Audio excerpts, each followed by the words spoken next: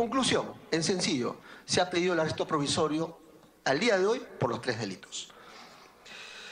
El otro tema, que eso es para responder al interrogante del congresista Lascano y también del congresista Lapa, y respecto a las interrogantes del congresista Gino Costa, también he tomado atenta nota de lo que ha observado, y es el tema de si es que se puede pedir de manera directa una extradición. Sí se puede hacer, indudablemente que se puede hacer de manera directa una extradición de manera directa sin arresto provisorio. ¿Se puede pedir los dos al mismo tiempo? También. Es perfectamente posible. Eso lo dice la doctrina internacional y también lo permite el Código.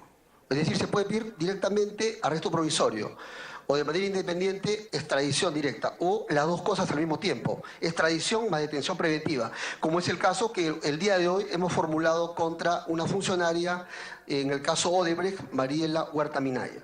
Sí se puede hacer. ¿Por qué se hizo en ese momento, se dictó, por qué no se pidió extradición y por qué se hizo arresto provisorio?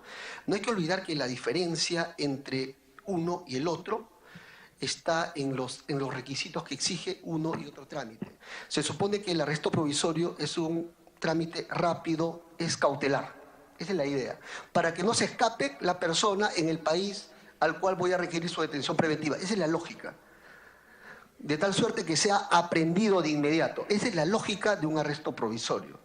Mientras yo voy tramitando la extradición. Sin embargo, acá prácticamente ha desbordado todos los tiempos, un arresto provisorio que ha debido ser respondido en poco tiempo, al margen de que pueda ser positivo o negativo, hasta el día de hoy no tenemos respuesta. Esa es la realidad.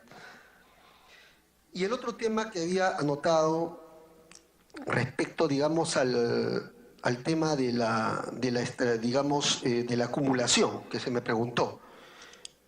Bueno, las circunstancias han cambiado. Simplemente me gustaría responder, pero no puedo responderla por mi rol de juez, que tengo que mantener la imparcialidad, porque no ha llegado ningún pedido de acumulación a mi despacho al día de hoy. Lo que he querido un poco graficar la idea es que al momento en que se pidió y se denegó, eran otras las circunstancias. ¿Por qué decimos que eran otras las circunstancias? Decimos que eran otras las circunstancias porque no teníamos un tercer delito que era colusión en ese momento. Eran otras las circunstancias porque no se estaban trabajando con otros actos de investigación claves que ahora sí está trabajando el Ministerio Público. Es decir, las circunstancias han cambiado. Al día de hoy no me atrevería yo a decir cómo resolvería, porque eso sí vulneraría la imparcialidad. Pero lo único que quiero decir es que el tema no está cancelado, no hay cosa juzgada, y que, de ser posible, cualquier parte lo podrá presentar, y eso se convoca una audiencia, se discute, y allí se resolverá lo que corresponde. Congresista Mulder y luego el congresista Lescano. Presidente, en primer lugar yo quisiera saludar la iniciativa del doctor Duberly Rodríguez de venir con el juez Concha y el juez Concepción a tratar temas que son de interés nacional. Y hago esta mención, presidente, porque probablemente alguien quiera después decir que nos estamos abocando a una causa y que estamos haciendo una intromisión en las facultades exclusivísimas que tiene el Poder Judicial de juzgar. Y probablemente esto también vaya a querer ser utilizado como una suerte de argumento de defensa por parte de las personas que estamos mencionando acá. De manera que hay que decir que no nos estamos abocando y que lo que hay es simplemente una información de carácter general sobre mecanismos, procedimientos, etc. No hay ningún caso de búsqueda de intrometernos en las decisiones autónomas que tienen tanto el Ministerio Público como el Poder Judicial, y en este caso el Poder Judicial. Pero sí hacer las preguntas, digamos, que son de carácter público, que correspondan al esclarecimiento de temas que de todas maneras tienen relevancia social. La primera pregunta que hago es sobre el tema de la acumulación, pero no desde el punto de vista de fondo, sino desde el punto de vista procesal, siendo que un caso está regido por el Código de Procedimientos Penales y el otro por el Código Procesal Penal. ¿Cómo opera la acumulación en ese sentido? Y la pregunta, ¿por qué hay este caso, el llamado Ecoteva, está con el Código de Procedimientos Penales? Porque entiendo que los casos de corrupción a nivel de la República sí están todos bajo el ámbito del Código Procesal Penal. Se estableció, creo que a través de una ley, que para el tema de corrupción se aplica el nuevo código. Y este caso que esté en el Código Procesal Penal puede ser de procedimientos penales puede ser una dificultad. Entonces, al respecto de eso, un comentario. Y sobre la posibilidad, digamos, que se pueda tener de las argumentaciones ante la justicia de los Estados Unidos. La pregunta es la siguiente. Para que una extradición opere, la norma penal, la punitiva, debe tener similitud entre las dos legislaciones. O sea, tienen que estar establecidos en ambos lugares como delito la conducta que se está imputando. No exactamente quizá, ni a lo mejor la pena, aunque a veces la pena también es influyente en el sentido de que el país que está concediendo la extradición tiene una pena menor y se aplica esa, y no se aplica la del país que está requiriéndolo. Pero sí en lo que se refiere a la configuración de delitos especialmente complicados, como el delito de lavado de activos, que es un delito transnacional, etcétera, pero de los cuales Estados Unidos, como país, es reacio a firmar la mayoría de los tratados. Y entonces, para comenzar el Tratado Interamericano, no lo tienen firmado.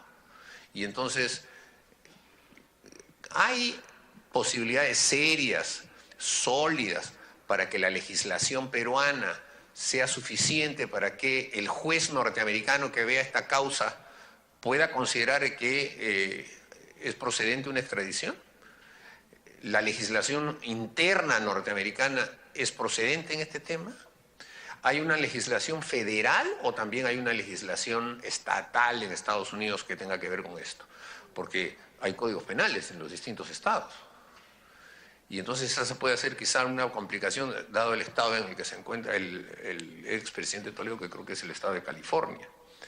Y entonces, dado el caso de que en los Estados Unidos además también pues los procedimientos, y no estoy hablando del arresto provisorio, sino el del fondo, el de la extradición, puede llevar a que se haga un juicio en los Estados Unidos, que tenga incluso doble instancia, y que eso vaya a una sala, a un jurado, en donde usted sabe que ya el sistema norteamericano, en donde el que falla es el ciudadano común y corriente a través del sistema de jurados, ya lleva a otro tipo de consideraciones que no son solamente debate jurídico, sino hasta debate pues de toda índole, ¿no? En los Estados Unidos hay una serie de variables que utilizan los abogados, sobre todo los abogados expertos, pues, de gran muñeca, que saben tener una oratoria adecuada que puede llevar a que un jurado pueda ser sensible a un determinado discurso. Bueno, la pregunta es, ¿qué mecanismos de adaptación de nuestra legislación tenemos para que esto ocurra dentro de un ámbito como el ámbito norteamericano, cuyo derecho es distinto al nuestro, ¿no? Todo, el penal, el procesal, tienen otra cultura, digamos, otro origen, otra historia. Muchas gracias, señor congresista Mulder. Muy buenas tardes. Varias interrogantes en realidad. Voy a empezar por la primera, respecto a la acumulación de dos códigos. Un poco que usted se hace la pregunta por qué Ecoteva se ha tramitado por el Código de Procedimientos Penales. Lo que pasa es que en Ecoteva el delito imputado entiendo que es lavado de activos. Y esta normatividad nueva que dictó el Congreso era tan solo para delitos de corrupción de funcionarios. No alcanzaba el delito de lavado de activos. Entiendo que esa ha sido la razón, me parece, ¿no? Porque el otro tema, congresista Mulder, y también por su intermedio, señor presidente, y a todos los miembros de esta comisión, era el tema cómo acumular en un solo proceso dos procesos que vienen de dos códigos distintos. Bueno, les cuento que en la Sala Penal Nacional ya hemos tenido un antecedente. Hemos tenido un antecedente en el denominado caso Centralita.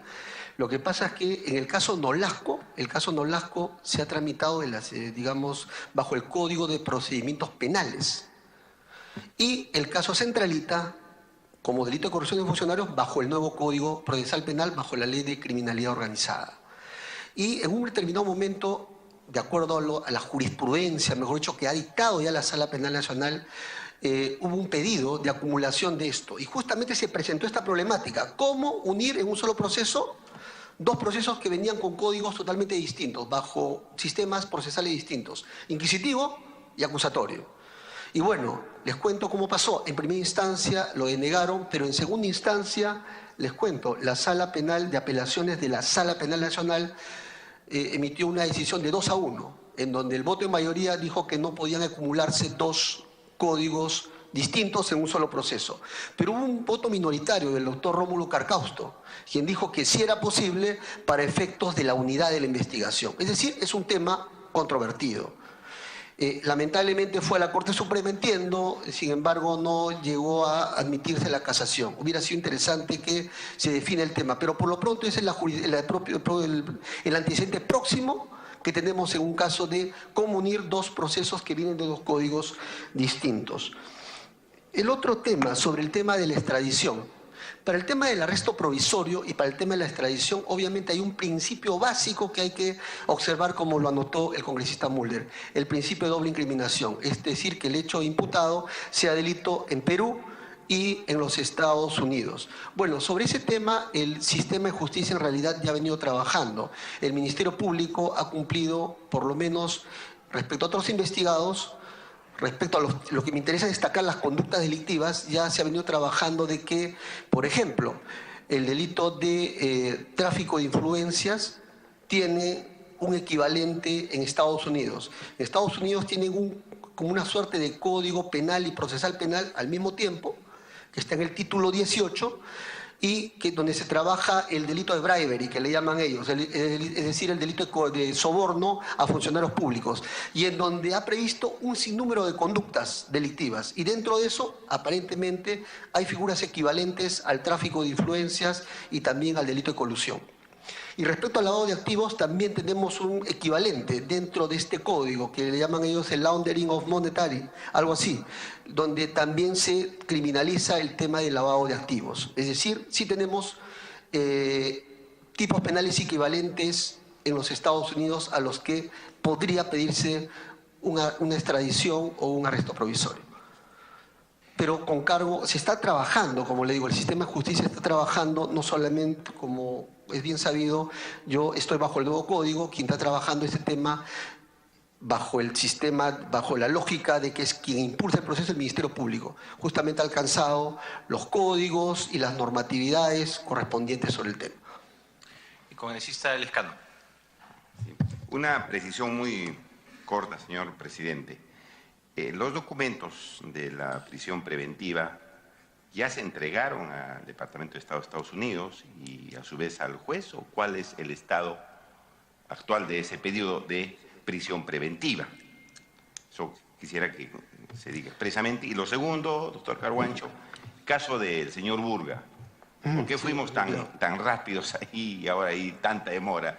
Quizás el doctor Carhuancho tiene una respuesta ahí contundente. Bueno, respecto al tema de en qué estado se encuentra, como hace un momento les indiqué, hay un circuito del arresto provisorio. Ya pasó por la Oficina de Cooperación Internacional de la Fiscalía de la Nación, ya fue el Departamento de Estado. Entiendo que está a nivel del Departamento de Estado hasta la última información que he tenido.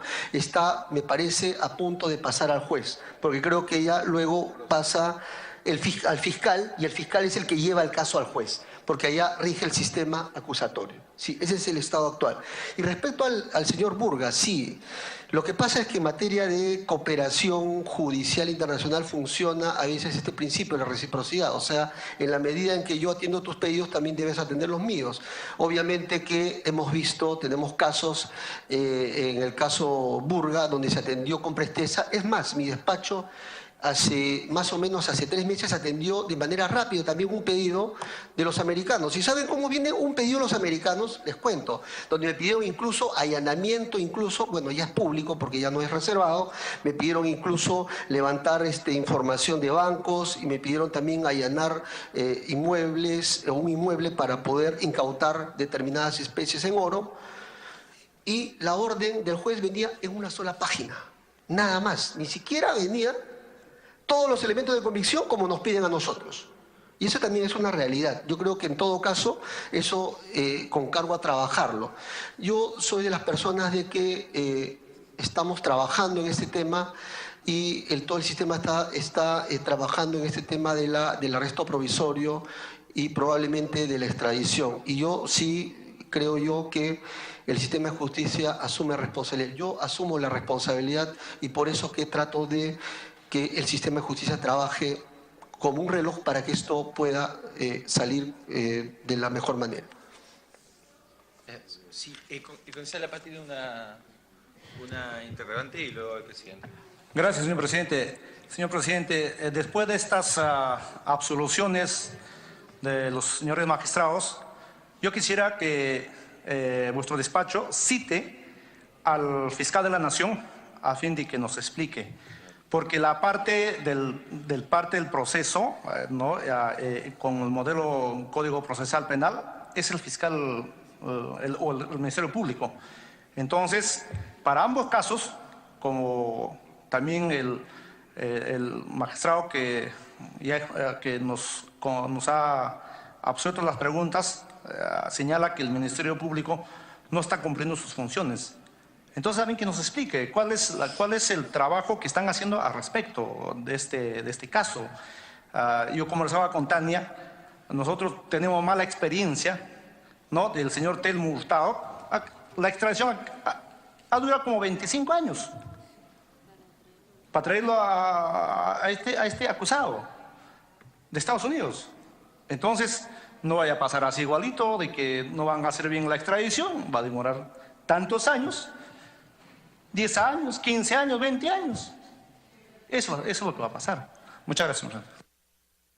Sí, presidente.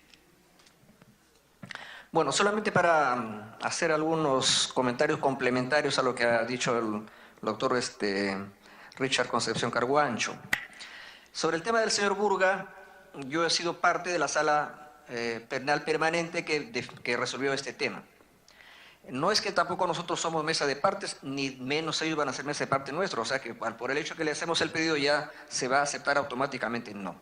En el caso del señor Burga, cuando nos mandaron el pedido de extradición, nos dijeron, por ejemplo, para que tengan en cuenta, de que el señor Burga se había concertado con un fulano para darle la buena pro para transmitir los partidos de la Copa América. Y que, digamos, y por eso le habían pagado. Entonces nosotros le dijimos, pues, pero ¿dónde le pagaron? ¿En qué banco? ¿Dónde depositaron? Porque si no, cualquiera puede decir cualquier información y eso no es serio. Por eso que tenemos que tener mucho cuidado con lo que nosotros llamamos la prueba sospechosa, la colaboración, la colaboración eficaz. Es prueba sospechosa. ¿Por qué? Porque esa persona que está declarando lo está delatando al otro, pero él está buscando un beneficio. Y ya de por sí eso ya le quita cierta objetividad, cierta imparcialidad, porque un testigo por regla tiene que ser imparcial. Pero si es un testigo de cargo, donde él sale beneficiado de su declaración, entonces tenemos que tomarlo con pinzas. Entonces le dijimos a los norteamericanos, díganos dónde le pagaron a Burga, cuánto le pagaron y dónde le depositaron el dinero, porque así lo decían para los otros presidentes de federaciones, para el de Uruguay, que le depositaron en tal cuenta, que le transfirieron a otra cuenta. Había un dato concreto. Y nosotros les pedimos eso, y cuando ya nos dieron una información suficiente, recién declaramos fundado o procedente el pedido de extradición. Pero ya ustedes saben que en el caso de la extradición, como decía el doctor Carguancho, Concepción Carguancho, cuando es arresto provisorio es para tratar de rápidamente detener a la persona, porque la extradición es un proceso más largo, porque tiene más requisitos y en segundo lugar tiene un doble componente. Primero el componente jurídico, que tiene que haber una decisión de un juez que declare fundado y luego lo eleva a la Corte Suprema en el caso del Perú. Y luego no es que termina ahí, la Corte Suprema lo pone a manos del Poder Ejecutivo, que en sesión de Consejo de Ministros emite una resolución suprema. Ese ya es el componente político, que de paso no debía existir, debía tener solamente un componente jurídico. ¿Para qué el componente político? Porque perfectamente un gobierno puede decir, ya la Corte Suprema dice que sí, pero yo digo que no. Y no pasa, pues, no pasa, ¿no? Entonces, en el caso del señor Burga, no es que se haya demorado una semana, han demorado meses, no es que fuimos tampoco a una mesa de partes, demoró un tiempo porque inicialmente rechazamos ese pedido, porque yo en ese momento estaba en la sala que preside el doctor Javier Vía Stein. El congresista Mulder pregunta por qué el caso de Coteva está con el señor Abel Concha y el otro cuando en su opinión todos los delitos de corrupción debían estar en el nuevo sistema. Es que el caso Ecoteva no está formalmente como delito de corrupción, está como lavado de activos. Y el lavado de activos es un delito, diríamos, común, atribuible a cualquier persona. En cambio, sí es delito de corrupción, por ejemplo, colusión, ¿no? Ese sí es delito. Entonces, todos los delitos de corrupción, los delitos contra la administración pública, están con el nuevo código a nivel nacional, pero los otros delitos no. Entonces, el problema después que tenemos ahora ahí, realmente que el delito digamos, de lavado de activos, ¿qué fuente tiene? Corrupción. Así de simple. Entonces, si tiene como fuente de corrupción, que sería el delito precedente o antecedente, entonces está enganchado, pues entonces la lógica dice que porque no se juntan, pero en fin, ya mejor no hablo más de ese tema porque, como dice el congresista Mulder, tenemos que tener mucho cuidado en lo que decimos porque hasta lo que estamos diciendo acá puede ser usado por la defensa con fines obstruccionistas. Porque así como nos dicen que los jueces tenemos que ser imparciales, claro, tenemos que ser imparciales, el doctor Richard Concepción ha sido muy cauteloso para no comprometerse en decir que está de acuerdo o no está de acuerdo con tal o cual medida. Pero también las partes en un proceso tienen deberes de conducta procesal, y uno de ellos es la lealtad procesal. ¿Y qué es la lealtad procesal? Que todos los que intervienen en el proceso, el demandante, demandado, imputado, lo que fuera, tienen que contribuir con la justicia, no poner piedras en el camino. Ese es el tema. Entonces, por ejemplo, sí es una medida obstruccionista, primero pedir la acumulación y luego desistirse. Eso es jugar con la justicia, jugar con el proceso. Entonces, por esa razón es que hay dos procesos. Por otro lado, ¿qué cosa, digamos, tienen que hacer, digamos, los protagonistas en el tema? Por ejemplo, el Ministerio de Justicia también tiene que ver en el tema, porque de ellos dependen los procuradores, ¿no? Entonces yo, por la información que he escuchado de la ministra de Justicia, ellos ya han contratado a un estudio de abogados en Estados Unidos que le van a hacer una suerte de dictamen, ¿no? Como ellos están en Estados Unidos y tienen experiencia, estos abogados norteamericanos le van a decir, miren, el Departamento de Estado de Estados Unidos pide ABCD, el Departamento de Justicia pide ABCD y el juez federal pide ABCD. ¿Para qué? Para que cuando armen el cuaderno aquí, en el Perú, lo armen bien, porque si no, de plano lo van a rechazar y vamos a tener otra vez pérdida de tiempo. Y para completar la información, ¿cuál es el camino que sigue este pedido? El doctor Richard Concepción Carguancho emite la orden de prisión preventiva. Se forma el cuaderno, lo pone a disposición de la Oficina de Cooperación Internacional y de Extradición del Ministerio Público que hace de autoridad central. Ellos lo traducen y lo entregan al Ministerio de Relaciones Exteriores, que también tiene una oficina que se llama igual. Y es el Ministerio de Relaciones Exteriores el que lo entrega al Departamento de Estado, que es Poder Ejecutivo, ¿eh? Es Poder Ejecutivo. Luego, el Departamento de Estado, una vez que le ha hecho el filtro, el examen de todo, lo deriva al Departamento de Justicia, que es el similar del Ministerio de Justicia, todavía Poder Ejecutivo. Pero ahí en el Departamento de Justicia, un fiscal norteamericano va a asumir la representación del Estado peruano. Es decir, va a defender la solicitud de extradición. Pero para que el fiscal norteamericano se tome la decisión de defenderlo, tiene que estar convencido que está bien planteado el tema, pues, porque si no, allá se cuidan mucho su prestigio, pues los fiscales, los jueces. ¿Usted cree que un fiscal norteamericano se va a ir con cualquier documentación a presentarla ante el Departamento de Justicia? No, pues él tiene que estar seguro que el caso lo va a ganar, que le va a salir a su favor. Entonces, imagínense, ahorita estamos todavía estamos atrancados en el Departamento de Estado. De ahí tiene que pasar al Departamento de Justicia. Y una vez que el fiscal convenza al Departamento de Justicia que el caso procede, ¿a dónde lo derivan? Al juez federal. ¿Qué juez? El juez donde está el señor Toledo, que sería el de California. Ahí es la batalla final, definitiva, porque ese juez en una audiencia va, digamos, a aceptar o no el pedido. Además, con la posibilidad de que la defensa plantee habeas corpus y todas esas cosas. Y luego que el juez federal diga que sí, vuelve el mismo camino de regreso. Departamento de Justicia, Departamento de Estado, ahí viene el componente diplomático, si afecta a relaciones internacionales o no, y dicen sí. Bueno, entonces lo que yo les digo podría parecer algo pesimista. Bueno, lo que yo les digo es realista. No soy ni optimista ni pesimista, simplemente realista. ¿Por qué? Porque así como ha dicho el amigo congresista con la congresista Tania, Telma Hurtado, no es que la extradición demoró 25 años, demoró 4 años. 25 años, es decir, para sentarlo en el banquillo de los acusados, pero el trámite de extradición formalmente duró 4 años. Pero también tenemos un antecedente reciente, que es el caso del expresidente de Panamá, Martinelli. Le ha demorado 1 año y medio, pero ya ordenaron, ya está detenido, y ya lo van a trasladar a Panamá. O sea, en otras palabras, no quiero, digamos, que se piense que el sistema está paralizado, el sistema está trabajando con los errores que pudieran pasar. Yo no pienso, jamás podría pensar que hay un interés o de la Fiscalía o del Poder Judicial en trabajar para proteger a una persona, no, en absoluto. Son temas, digamos, más bien de rigurosidad, de mucho cuidado para no equivocarse en el trámite, porque si uno resbala, después la crítica va a ser frontal, ¿no? Entonces yo creo que hay que dar pasos firmes. En el caso de los jueces, digamos, están tratando de hacerlo así. Espero que nuestros amigos fiscales también lo hagan así, y yo no quiero en ningún momento promover ninguna política de enfrentamiento entre actores del sistema de justicia que más bien deben, digamos, colaborar entre sí. Y yo creo que el Ministerio de Justicia también ya está haciendo su papel, ya contrató a los abogados para que sirvan de orientación para darle, digamos, curso a este trámite que está todavía pendiente. Y bueno, ya ustedes han escuchado al doctor Abel Concha, ese proceso ya, la investigación ya terminó. Lo que él está ahorita abocado es el tema solamente de armar el cuaderno de arresto provisorio, con las limitaciones que les acaba de decir, pero ya tiene todo el apoyo de la Corte de Lima, de la presencia de la Corte Suprema, para que tenga toda la facilidad para que su trabajo sea más rápido, ¿no?